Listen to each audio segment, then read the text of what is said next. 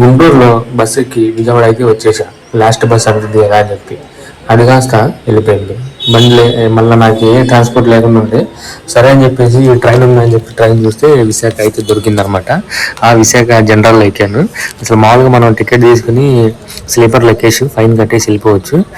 మళ్ళీ ₹100 ఏం కడతాం అని చెప్పేసి ఒక అరగంట నుంచి గుడివాడలో దిగిపోతామని చెప్పేసి సరే అని జనరల్లో అయితే ఎక్కితే ఇక చూసారు కదా వీళ్ళ భాగవతాలు ఎట్లా ఉన్నాయో జనరల్లో.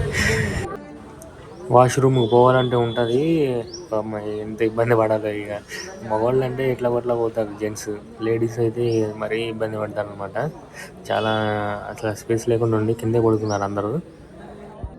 కరెక్ట్గా 40 మినిట్స్ పట్టింది ఈ విజయవాడ నుండి గుడివాడ రావడానికి. గుడివాడలో అయితే దిగేశాను. ఇప్పుడు ఇంటికి వెళ్ళాలి. ఇంటికి వెళ్ళడానికి మనకి పెద్ద టాస్క్, ట్రాన్స్పోర్ట్ ఏమి ఉండదు. ఇప్పుడు ఈ తిన్నంగా నడుచుకుంటూ పోతే 7 కిలోమీటర్స్లో దోసపడి వచ్చేస్తుంది. కానీ నైట్ టైం వెళ్ళాం. బయటికి వెళ్ళి ఆటో మాట్లాడుకుందాం అంటే ఆటో 600-700 లేనిది ఆటో రాదు. ఏం చేయాలి ఇప్పుడు? అందుకే ప్లాన్ సి అప్లై చేయాలి. మన ఊరు పక్కనే అత్తగారి ఇల్లు ఉంటే ఆ మధ్యాహ్నం వేరనమాట. అత్తగారి ఇంటికి చెక్కేసామంటే మనకి 600-700 సేవ్ అవుతుంది. నైట్ అక్కడ పడుకోవచ్చు, పొద్దున్న లేచి మన ఇంటికి అయితే వెళ్ళిపోవచ్చు. మన కోసం అయితే మా వాడు అయితే వచ్చేసాడు, ఈ బైక్ మీద వెళ్ళిపోతా ఉంటా. బాయ్.